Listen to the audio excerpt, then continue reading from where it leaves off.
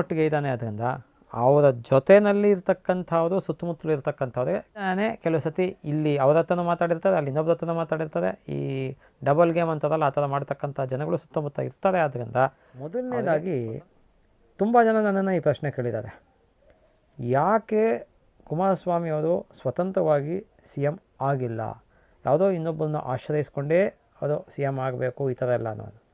ಈ ಪ್ರಶ್ನೆನ ನನಗೆ ತುಂಬ ಜನ, 100 ಜನ ಕೇಳಿದ್ದಾರೆ. ಮಾಧ್ಯಮದವರು ಕೂಡ ಅವರು ಹುಟ್ಟಿರ್ತಕ್ಕಂಥದ್ದು ಡಿಸೆಂಬರ್ 16, 1959 ಇಸವಿ, ಸರಿಸುಮಾರು ಸಾಯಂಕಾಲ 6 ಗಂಟೆ 8 ನಿಮಿಷ ಹಾಸನದಲ್ಲಿ ಹುಟ್ಟಿರ್ತಕ್ಕಂಥದ್ದು ಅಂತ ಮಾಹಿತಿ ನಮಗೆ ಇರ್ತಕ್ಕಂಥ. ಆದಿದ್ರ ನಕ್ಷತ್ರ, ಮಿಥುನ ರಾಶಿ, ಮಿಥುನ ಲಗ್ನ ಆಗತ್ತೆ. ಮಿಥುನ ರಾಶಿಯವರಿಗೆ ಹಾಗಾದರೆ ಈಗ ಕೇಂದ್ರದಲ್ಲಿ ಮಂತ್ರಿ ಆದಾಗಲ್ಲ, ಅವರು ಸಚಿವರಾದಾಗಲ್ಲ, ಇದೆಲ್ಲ ಹೇಗೆ ಆಯಿತು ಅಂತಲೂ ಕೂಡ ನನಗೆ ಮಾಧ್ಯಮದವರು ಪ್ರಶ್ನೆ ಮಾಡಿದ್ದಾರೆ. ಆ ಎಲೆಕ್ಷನ್ ನಡೆದಂತಹ ಟೈಮಲ್ಲಿ ಅವ್ರಿಗೆ ಗುರುಬಲ ಇತ್ತು. ಜೊತೆಗೆ ಕುಜ ಬುಧ ಇಬ್ಬರು ಇದ್ದಾರೆ. ಕುಜ ಬುಧ ಯಾವಾಗ ಒಂದೇ ಮನೆಯಲ್ಲಿರುತ್ತೆ ಅವ್ರಿಗೆ ಬುದ್ಧಿ ಬಹಳ ಚೆನ್ನಾಗಿರುತ್ತೆ. ಮಿಥುನ ಲಗ್ನದಲ್ಲಿ ಹುಟ್ಟಿದವ್ರಿಗೂ ಕೂಡ ಅಷ್ಟೇ ಬುದ್ಧಿ ಬಹಳ ಚೆನ್ನಾಗಿರುತ್ತೆ. ಅದು ಸ್ವಲ್ಪ ಚಂಚಲತೆ ಇರುತ್ತೆ. ಡೈಲಮ ಇದು ಅದು ಅನ್ನೋದು ಒಂದು ಸ್ವಲ್ಪ ಅವ್ರಿಗೆ ಅವಾಗಲೂ ಕೂಡ ಅಷ್ಟೇ. 2008ರಲ್ಲಿ ಬಿ ಜೆ ಪಿಗೆ ಸೇರಲ್ಲ, ಕಾಂಗ್ರೆಸ್ಸಿಗೆ ಸೇರಲ್ಲ, ಅದಕ್ಕೆ ಸೇರಲ್ಲ, ಇದಕ್ಕೆ ಸೇರಲ್ಲ, ಈ ಥರದ್ದೆಲ್ಲ ಒಂದು ಡೈಲಮ. ಕೇತುದಶೆ ನಡೀತಾ ಇದೆ. ಕೇತುದಶೆ 2025 ಸೆಪ್ಟೆಂಬರ್ ತನಕ ಇರುತ್ತೆ. ಅದರಿಂದ ಅದಾದಮೇಲೆ ಶುಕ್ರದಶೆ ಬರುತ್ತೆ. ಕೇತುದಶೆ ಕಳೆದ ಅಂದರೆ 2025 ಸೆಪ್ಟೆಂಬರ್ ಕಳೆದ ಮೇಲೆ ಅಕ್ಟೋಬರಿಂದ ಶುಕ್ರದಶೆ ಬರುತ್ತೆ. ಅದರಿಂದ ಆಗ ತುಂಬಾ ಚೆನ್ನಾಗಿ ಅನುಕೂಲ ಆಗುತ್ತೆ. ಮಿಥುನಿಗೆ ಸಂಬಂಧಪಟ್ಟಂಥ ಗಣಿಗೆ ಸಂಬಂಧಪಟ್ಟಂಥದ್ದಕ್ಕೆ ನೋಡಿ ಅದು ಇದಾಗಿರೋದು. ಅದು ಏನೋ ಒಂದು ಸ್ಕ್ಯಾಂಡಲ್ ಅಂತ ತೆಗೆದಿದ್ದಾರೆ ಇವಾಗ. ಮತ್ತೆ ಅದು ರಾಹು 4ನೇ ಮನೆಯಲ್ಲಿ ಯಾವಾಗಿರ್ತಾನೆ, ಅದು ಭೂಮಿಗೆ ಸಂಬಂಧಪಟ್ಟಂತಹದ್ದು, ಮನೆಗೆ ಸಂಬಂಧಪಟ್ಟಂತಹದ್ದು, ವಾಹನಕ್ಕೆ ಸಂಬಂಧಪಟ್ಟಂತಹದ್ದು, ತಾಯಿಯ ಅನಾರೋಗ್ಯ, ಜಲ, ಇವೆಲ್ಲವೂ ಕೂಡ ಚತುರ್ಥ ಸ್ಥಾನವನ್ನು 2 ವರ್ಷ ಕಳಿಬೇಕು. 2 ವರ್ಷ ಕಳೆದ ಮೇಲೆ ಇವರಿಗೆ ಎಲ್ಲ ರೀತಿಯಲ್ಲೂ ಅನುಕೂಲ ಆಗುತ್ತೆ. ಸದ್ಯದ ಪರಿಸ್ಥಿತಿಯಲ್ಲಿ ಟೈಮು ಅಷ್ಟು ಚೆನ್ನಾಗಿ ಇಲ್ಲ. ಈ ಸಣ್ಣ ಪುಟ್ಟ ಗೋಚಾರದ ಪ್ಲಾನೆಟರಿ ಪೊಸಿಷನ್ಸಿಂದ ಸ್ವಲ್ಪ ಅನುಕೂಲಗಳು ಅನಾನುಕೂಲಗಳು ಉಂಟಾಗ್ತದೆ. ಶನಿ ಎರಡೂ ಕೂಡ ಒಂದೇ ಮನೆಯಲ್ಲಿ ಇರ್ತಕ್ಕಂಥದ್ದು ಸ್ವಲ್ಪ ಆರೋಗ್ಯಕ್ಕೆ ತೊಂದರೆಯನ್ನು, ಸಮಸ್ಯೆಯನ್ನು ಉಂಟು ಮಾಡ್ತಕ್ಕಂಥದ್ದು. ಶ್ರೀ ಗುರುಭ್ಯೋ ನಮಃ. ಗುರುರ್ಬ್ರಹ್ಮ ಗುರುರ್ವಿಷ್ಣು ಗುರುರ್ದೇವೋ ಮಹೇಶ್ವರಃ, ಗುರುಃ ಸಾಕ್ಷಾತ್ ಪರಂಬ್ರಹ್ಮ ತಸ್ಮೈ ಶ್ರೀ ಗುರವೇ ನಮಃ. ಸರ್ವೇಭ್ಯೋ ಋಷಿಭ್ಯೋ ನಮಃ, ಸರ್ವೇಭ್ಯೋ ಶಾಸ್ತ್ರಪ್ರವರ್ತಕೇಭ್ಯೋ ನಮಃ. ಬಂಧು ಮಿತ್ರರೇ, ಸನ್ಮಾನ್ಯ HD ಕುಮಾರಸ್ವಾಮಿ ಅವರ ಒಂದು ಬರ್ತ್ ಡೀಟೇಲ್ಸನ್ನು ನಾವು ಪರಿಶೀಲಿಸಿದಾಗ ನಮಗೆ ಸಿಕ್ಕಿರ್ತಕ್ಕಂತಹ ಮಾಹಿತಿ ಅಥವಾ ಆಧಾರದ ಮೇರೆಗೆ ಅವರು ಹುಟ್ಟಿರ್ತಕ್ಕಂಥದ್ದು ಡಿಸೆಂಬರ್ 16, 1959 ಇಸವಿ, ಸರಿಸುಮಾರು ಸಾಯಂಕಾಲ 6 ಗಂಟೆ 8 ನಿಮಿಷ ಹಾಸನದಲ್ಲಿ ಹುಟ್ಟಿರ್ತಕ್ಕಂಥದ್ದು ಅಂತ ಮಾಹಿತಿ ನಮಗೆ ಇರ್ತಕ್ಕಂಥದ್ದು. ಆದಿದ್ರ ನಕ್ಷತ್ರ, ಮಿಥುನ ರಾಶಿ, ಮಿಥುನ ಲಗ್ನ ಆಗತ್ತೆ. ಹೌದು, ಈ ಒಂದು ಜಾತಕವನ್ನು ಬಹಳ ಸ್ಥೂಲವಾಗಿ ನೋಡಿದಾಗ ಸೂರ್ಯ ಮತ್ತು ಶನಿ ಸಪ್ತಮದಲ್ಲಿ ಇದೆ. ಸೊ ರವಿ ಮತ್ತು ಶನಿ ಎರಡೂ ಕೂಡ ಒಂದೇ ಮನೆಯಲ್ಲಿ ಇರ್ತಕ್ಕಂಥದ್ದು ಸ್ವಲ್ಪ ಆರೋಗ್ಯಕ್ಕೆ ತೊಂದರೆಯನ್ನು, ಸಮಸ್ಯೆಯನ್ನು ಉಂಟು ಮಾಡ್ತಕ್ಕಂಥದ್ದು. ಮತ್ತು ರವಿ ಮತ್ತು ಶನಿ ಎರಡೂ ಕೂಡ ಸಪ್ತಮದಲ್ಲಿ ಇರ್ತಕ್ಕಂಥದ್ದು ಕೂಡ ಯಾವುದೇ ಲಗ್ನಕ್ಕೆ ಆದರೂ ಕೂಡ ಸಾಮಾನ್ಯವಾಗಿ ಅಷ್ಟು ಪಾಸಿಟಿವ್ ಆಗಿರೋದಿಲ್ಲ.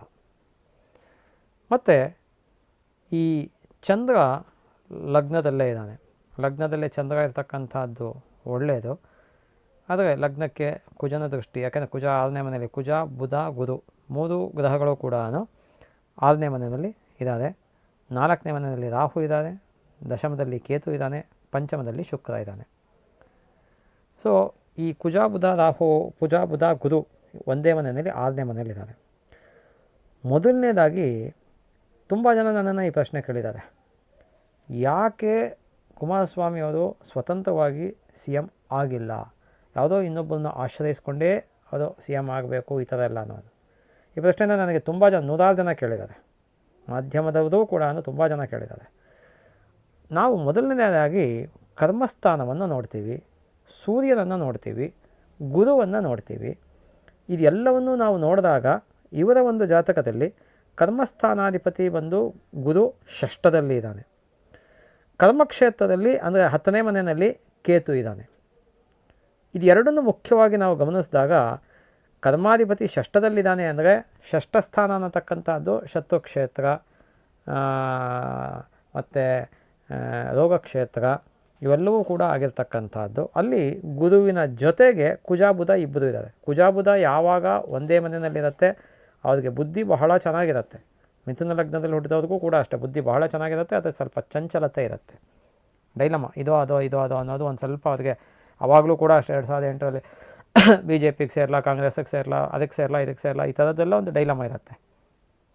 ಅದೇ ಥರದಲ್ಲಿ ಇಲ್ಲಿ ಗುರು ಕುಜನ ಒಟ್ಟಿಗೆ ಇದ್ದಾನೆ. ಅದರಿಂದ ಅವರ ಜೊತೆಯಲ್ಲಿ ಇರ್ತಕ್ಕಂಥವ್ರು ಸುತ್ತಮುತ್ತಲು ಇರ್ತಕ್ಕಂಥವ್ರಿಗೆ ಸ್ವಲ್ಪ ಕಿರಿಕಿರಿ ಮಾಡ್ತಕ್ಕಂಥ ಜನಗಳು ಇರ್ತಾರೆ.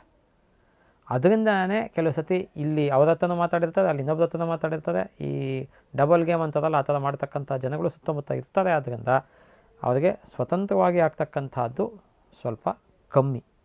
ಜೊತೆಗೆ ರಾಜಕೀಯಕ್ಕೆ ರವಿನೂ ಕೂಡ ಬಹಳ ಸ್ಟ್ರಾಂಗ್ ಆಗಿರಬೇಕು. ಆದ್ದರಿಂದ ಇಲ್ಲಿ ಸಪ್ತಮದಲ್ಲಿ ರವಿ ಇದ್ದಾಗ ನೀವು ಯಾವುದೇ ಜ್ಯೋತಿಷ ಗ್ರಂಥ ನೋಡಿದ್ರೂ ಕೂಡ ಅಷ್ಟೇ, ಸಪ್ತಮದಲ್ಲಿ ರವಿ ಇದ್ದಾಗ, ರವಿಯೊಟ್ಟಿಗೆ ಶನಿ ಇದ್ದಾಗ ಸ್ವತಂತ್ರವಾಗಿ ಅವರು ಮೇಲೆ ಬರೋದಕ್ಕೆ ಕಷ್ಟ ಆಗುತ್ತೆ, ನಿಧಾನವೂ ಆಗುತ್ತೆ. ಯಾಕೆಂದರೆ ಶನಿ ಜೊತೆಗಿದೆ, ಶನಿ ಮಂದಗ್ರಹ. ಇವೆಲ್ಲವನ್ನೂ ನಾವು ಕೂಲಂಕಷವಾಗಿ ಪರಿಶೀಲಿಸಿದಾಗ ಇವರು ಸ್ವತಂತ್ರವಾಗಿ ಇಂಡಿಪೆಂಡೆಂಟಾಗಿ ಉನ್ನತ ಸ್ಥಾನವನ್ನು, ಅದು CM ಅಂತಲೇ ಅಲ್ಲ, ಬಹಳ ಉನ್ನತವಾದ ಸ್ಥಾನವನ್ನು ಅಲಂಕರಿಸೋದು ಸುಮಾರು ಕಷ್ಟಪಟ್ಟು ಅಂದರೆ ಸ್ವಲ್ಪ ಫಲ ಸಿಗತ್ತೆ ಅನ್ನೋ ಥರದಲ್ಲಿ. ಪ್ರಯತ್ನ ಜಾಸ್ತಿ, ಫಲ ಕಮ್ಮಿ ಅನ್ನೋದು ಸೂಚಿಸುತ್ತೆ ಅವ್ರಿಗೆ. ಹಾಗಾಗಿ ಈ ಒಂದು ಆಗಿರ್ತಕ್ಕಂಥದ್ದು. ಇನ್ನು ಈ ಮಿಥುನ ರಾಶಿಯವರಿಗೆ ಹಾಗಾದರೆ ಈಗ ಕೇಂದ್ರದಲ್ಲಿ ಮಂತ್ರಿ ಆದಾಗಲ್ಲ, ಅವರು ಸಚಿವರಾದಾಗಲ್ಲ, ಇದೆಲ್ಲ ಹೇಗೆ ಆಯಿತು ಅಂತಲೂ ಕೂಡ ನನಗೆ ಮಾಧ್ಯಮದವರು ಪ್ರಶ್ನೆ ಮಾಡಿದ್ದಾರೆ. ಆ ಎಲೆಕ್ಷನ್ ನಡೆದಂತಹ ಟೈಮಲ್ಲಿ ಅವ್ರಿಗೆ ಗುರುಬಲ ಇತ್ತು, ಈಗ ಗುರುಬಲ ಇಲ್ಲ ಅಷ್ಟೇ. ಅದನ್ನು ನಾವು ಅಬ್ಸರ್ವ್ ಮಾಡಬೇಕು. ಹಾಗಾಗಿ ಏನಾಗುತ್ತೆ ಅಂದರೆ ಆ ಎಲೆಕ್ಷನ್ ನಡೆದಂತಹ ಟೈಮಲ್ಲಿ ಗುರುಬಲ ಇತ್ತು, ಆದ್ದರಿಂದ ಅವರಿಗೆ ಅದು ಪ್ಲಸ್ ಪಾಯಿಂಟ್ ಆಯಿತು. ಯಾರಿಗಾದರೂ ಅಷ್ಟೇ, ಮೋದಿಯವ್ರಿಗೂ ಕೂಡ ಅಷ್ಟೇ, ಮುಂಚೆ ಗುರುಬಲ ಇರಲಿಲ್ಲ, ಆಮೇಲೆ ಗುರುಬಲ ಬಂದಿದ್ದು. ಹಾಗಾಗಿ ಆ ಒಂದು ಪೀರಿಯಡ್ನಲ್ಲಿ ಸ್ವಲ್ಪ ಆ ಒಂದು ಅನುಕೂಲಗಳ ಒಂದು ಸರದಿ ಇತ್ತು. ಯಾಕೆಂದರೆ ಗುರು ಜಸ್ಟ್ ಚೇಂಜ್ ಆದರೂ ಕೂಡ ಮುಂದೆ ಹಿಂದೆ ಒಂದು ತಿಂಗಳು ಟ್ರಾನ್ಸಿಷನ್ ಪೀರಿಯಡ್ ಇರುತ್ತೆ, ಅಲ್ಲಿ ಸ್ವಲ್ಪ ಪಾಸಿಟಿವ್ ರಿಸಲ್ಟ್ಸ್ಗಳನ್ನು ಕೊಡ್ತಾನೆ. ಇದೆಲ್ಲವನ್ನು ಕೂಡ ನಾವು ನೋಡಬೇಕಾಗತ್ತೆ. ಹಾಗಾಗಿ ಯಾಕೆಂದರೆ ಎಲೆಕ್ಷನ್ ಆದ ಟೈಮಲ್ಲಿ ಗುರು ಜಸ್ಟ್ ಟ್ರಾನ್ಸಿಟ್ ಆಗಿತ್ತು. ಸೊ ಗುರು 12ಕ್ಕೆ ಬಂದುಬಿಟ್ಟಿದ್ದಲ್ಲ ಅಂದರೆ 12ನೇ ಮನೆ ಫಲ ಕೊಡೋದಕ್ಕೆ ತಕ್ಷಣವೇ ಶುರು ಮಾಡಿಬಿಡ್ತಾನೆ ಅಂತ ಅಲ್ಲ.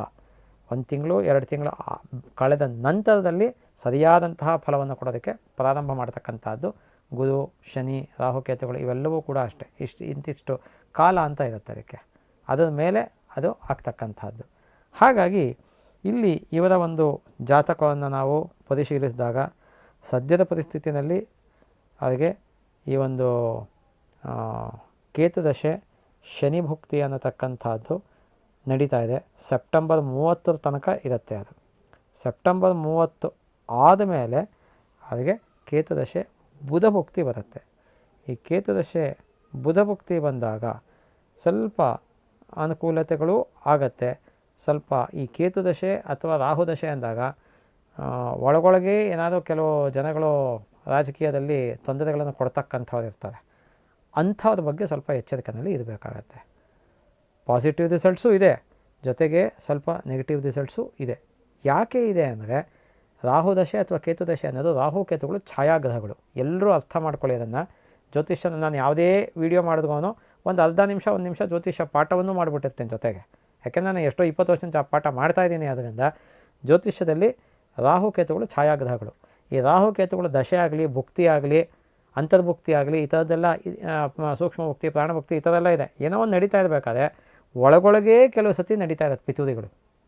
ಅಂತಹ ಸಮಯದಲ್ಲಿ ಭಾಳ ಎಚ್ಚರಿಕೆಯಲ್ಲಿ ಇರಬೇಕು. ಕೇತುದಶೆ ನಡೀತಾ ಇದೆ. ಕೇತುದಶೆ 2025 ಸೆಪ್ಟೆಂಬರ್ ತನಕ ಇರುತ್ತೆ. ಅದರಿಂದ ಅದಾದಮೇಲೆ ಶುಕ್ರದಶೆ ಬರುತ್ತೆ. ಕೇತುದಶೆ ಕಳೆದ ಅಂದರೆ 2025 ಸೆಪ್ಟೆಂಬರ್ ಕಳೆದ ಮೇಲೆ ಅಕ್ಟೋಬರಿಂದ ಶುಕ್ರದಶೆ ಬರುತ್ತೆ. ಅದರಿಂದ ಆಗ ತುಂಬಾ ಚೆನ್ನಾಗಿ ಅನುಕೂಲ ಆಗುತ್ತೆ ಮಿಥುನ ರಾಶಿಯವರಿಗೆ. ಯಾಕೆ ಅಂದರೆ ಮಿಥುನ ಲಗ್ನದಲ್ಲಿ ಹುಟ್ಟಿರ್ತಕ್ಕಂಥವ್ರಿಗೆ ಶುಕ್ರ ಯೋಗಕಾರಕ ಆಗಿರ್ತಾನೆ, ಪಂಚಮಾಧಿಪತಿ ಯೋಗಕಾರಕ ಆಗಿರ್ತಾನೆ. ಅದರಿಂದ ತುಂಬಾ ಅನುಕೂಲಗಳು ಎಲ್ಲ ರೀತಿಯಲ್ಲೂ ಆಗತ್ತೆ. ಹಾಗಾಗಿ ಈ ಒಂದು ಇವತ್ತಿನ ಒಂದು 2024 ಆಗಸ್ಟ್ ಏನಿದೆ, ಇದಕ್ಕೆ ಇನ್ನು 1 ವರ್ಷ 1 ತಿಂಗಳು ಅವ್ರು ಸ್ವಲ್ಪ ಎಚ್ಚರಿಕೆಯಲ್ಲಿ ಇರ್ತಕ್ಕಂಥದ್ದು ಸೂಕ್ತ. ಅದು ಆದಮೇಲೆ ಸ್ವಲ್ಪ ಅನುಕೂಲಗಳು ದಶಾಭುಕ್ತಿನಲ್ಲಿ ಆಗುತ್ತೆ, ಗೋಚಾರದಲ್ಲಿ ಇನ್ನೂ ಆಗಿರಲ್ಲ.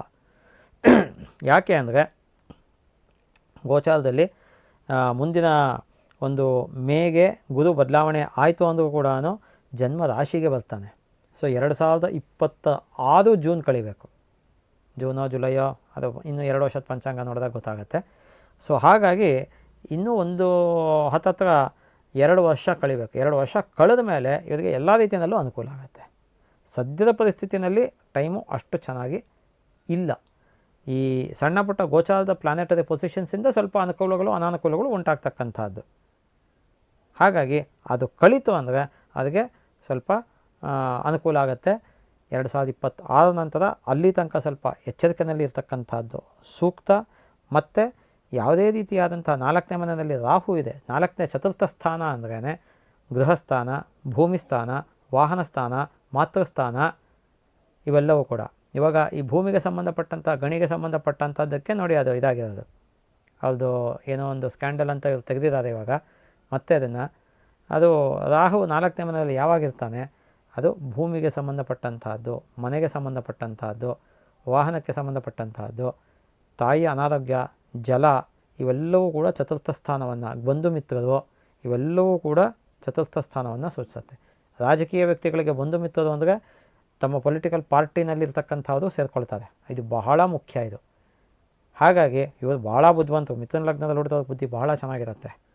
ಹಾಗಾಗಿ ಯಾರನ್ನೂ ನಂಬೋ ವ್ಯಕ್ತಿ ಅಲ್ಲ ಇವರು. ಸುಮ್ಮನೆ ನಂಬದಂಗೆ ಹ್ಞೂ ಅಂತಾರೆ ಅಷ್ಟೇ, ಅದೇ ನಂಬೋ ವ್ಯಕ್ತಿ ಅಲ್ಲ. ಹಾಗಾಗಿ ಇವರಿಗೆ ಸ್ವತಂತ್ರವಾಗಿ ಯಾಕೆ ಆಗಲ್ಲ ಅನ್ನೋದನ್ನು ನಿಮಗೆ ಹೇಳಿದ್ದಾಯಿತು. ಈಗ ಸದ್ಯದ ಪರಿಸ್ಥಿತಿಯಲ್ಲಿ ಅಷ್ಟೊಂದು ಟೈಮು ಚೆನ್ನಾಗಿ ಇಲ್ಲ. ಆದ್ದರಿಂದ ಸ್ವಲ್ಪ ಎಚ್ಚರಿಕೆಯಲ್ಲಿ ಇರಬೇಕು ಅನ್ನೋ ಒಂದು ನಮ್ಮ ಜ್ಯೋತಿಷ್ಶಾಸ್ತ್ರದ ಲೆಕ್ಕಾಚಾರವನ್ನು ಕೂಡ ಹೇಳಿದ್ದೀವಿ. ಹಾಗಾಗಿ ದೈವದ ಮೊರೆ ಹೋಗಿ ದೈವವನ್ನು ನಂಬಿ ಮುಂದುವರಿತು ಅಂದರೆ ಇವರಿಗೆ ಅನುಕೂಲ ಆಗ್ತಕ್ಕಂಥದ್ದು.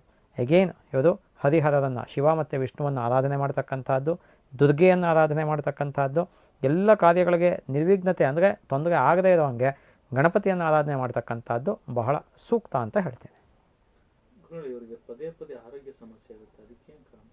ಅದು ಯಾತಕ್ಕೆ ಅಂದರೆ ಅವರ ಒಂದು ಜಾತಕವನ್ನು ನೋಡಿದಾಗ ಲಗ್ನಾಧಿಪತಿ ಷಷ್ಠದಲ್ಲಿ ಇದ್ದಾನೆ. ಜ್ಯೋತಿಷ್ಯವನ್ನು ಯಾರು ಕಲಿತಾ ಇದ್ದಾರೋ ಕರೆಕ್ಟಾಗಿ ಅರ್ಥ ಮಾಡ್ಕೊಳ್ಳಿ. ಲಗ್ನಾಧಿಪತಿ ಷಷ್ಠಾಷ್ಟ ದ್ವಾದಶದಲ್ಲಿ ಇರಬಾರ್ದು.